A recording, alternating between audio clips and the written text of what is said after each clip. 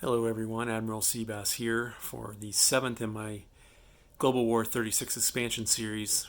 This one we're going to be talking about Canada at War. So I want to cover three things. I just got this expansion in the mail last week and I'm super excited to implement it. It's something that I think is needed to be done for a long time. And so I'm happy to do it. I'm going to cover three things in this video: the income changes you make with Canada and Great Britain in the game, the setup changes, and just a very brief unit overview. I'll cover a lot of the details of some of the Canadian units during the playthrough, especially on the first Canadian turn that I play, or the first Commonwealth turn Canada goes as part of the Commonwealth, along with ANZAC and FEC and Great Britain. So I'll just cover those three things basically. So basically, first on the income changes, Canada is going to have starting money of 3 IPP and starting income of 3 IPP. So let's go, and then you're going to reduce Great Britain by 1 to account for that. So let's go down here and let's get the Canadian roundel and let's put it over here on 3. So there's where the Canadians start. And then we're going to reduce Great Britain from 11 down to 10. And then let me check what we do with the money and I'll be back. Yes, so with the money, let's turn around here. We're going to reduce British money by 1 and we're going to give Canada 3. So we took 1 from Britain. We're going to give that to Canada along with the 2 that they already have. So that's what we're going to do on the income changes. And then Canada has some separate rules for peacetime bonuses and wartime bonuses, and we'll get into those when we play the game. And I'll show you those. So those were the income changes. Now let's go over the setup changes. And here I'm going to put my camera down here and go over these with you. So the first change that we're going to have for the game is that this British militia that is in Ottawa is just going to be swapped out for something called the Queen's Own Rifles. So we're going to take that militia chip away and we're going to put this Queen's Own Rifles chip in there, which comes with the expansion, and then put this guy back on top. And let me tell you briefly about the Queen's Own Rifles. They are going to be similar to a militia. They're going to attack at 2, defend at 2, move 1, and cost 2. And you can build a max 1, and they can be rebuilt at any friendly factory if destroyed on a Canadian turn. So that's those. And then another thing we're going to do for Canada in the setup is we are going to replace this British torpedo boat destroyer here. We're going to take that away and we're going to add one of the new naval units in this set, which is called the Corvette. So we're going to put that Corvette right there. The transport stays.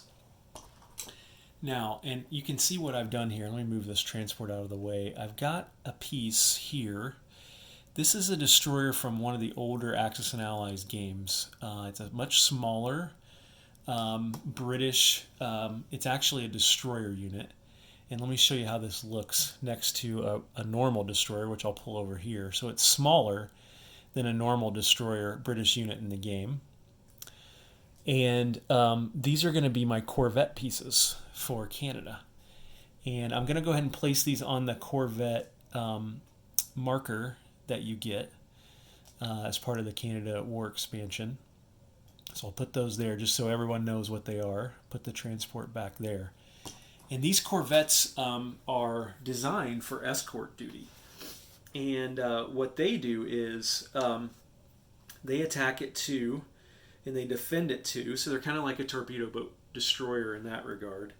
They move 2 and they cost 4. They have to be chosen last in combat. They act as convoy escorts, so they can be placed on escort duty. Yeah, they are a cheap way to do what a destroyer does or can do for you. in escort duty, but cost much less.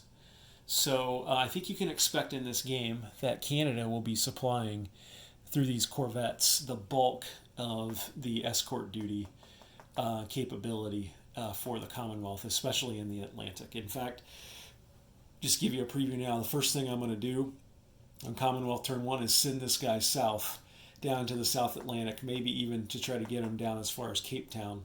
And I'm going to want 3 or 4 of these Corvettes ready to go on duty when the war against Germany starts. And they only cost 4.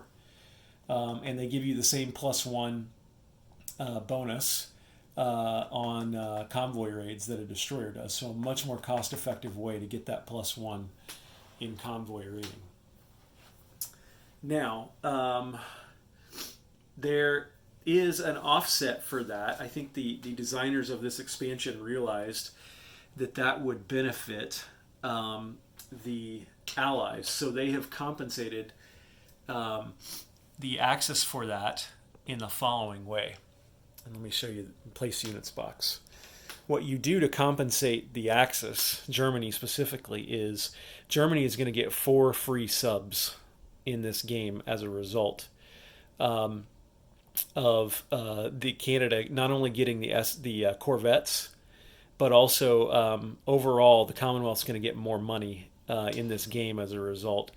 Remember, Britain goes down 1 and Canada has $3, so that's going to be quite a bit of income difference over the course of this game. So these 4 subs are available, I believe, when Canada when Canada goes to war.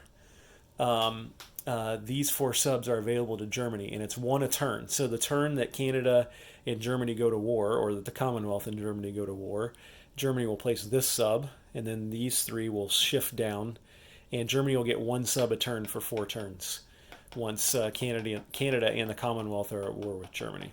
So that's the compensation that the Axis are going to get as a result of Canada having these escorts and adding to the Commonwealth money. Okay, so there's one additional thing we need to do for the setup, and that is the Princess Patricia's Light Infantry. And the Canada at War expansion says this goes in the prairies, and I'm not exactly sure. There's no Canadian territory on this map labeled the prairies. So what I think that is Alberta, Saskatchewan over here. So I'm going to put that unit right here.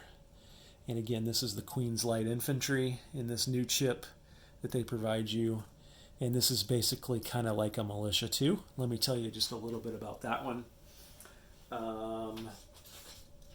It attacks at 2, defends at 2, moves at 1, and costs 2, and a max 1. So it's kind of like the Queen's Own Rifles. It's a militia that can move, and that you can move out of Canada as well. So we've covered income changes, setup changes. We've talked a little bit about the new units in the game. The other thing I haven't talked about, and I'll talk more about this when we build this unit during the game, but this right here is called the Aerodrome of Democracy. And this is available. Let me show you this little chip here. The Aerodrome of Democracy. And what this is when Canada's at war, it costs 5 IPPs to purchase, and this is an air training plan. And historically, Canada trained a lot of the pilots and aircraft that fought for the Commonwealth. And each turn, so let's say you place this down for 5, and each turn eligible nations, which I believe are Commonwealth nations, may build a single air unit at 2 IPP discount and place it in a territory in Canada not already training a unit.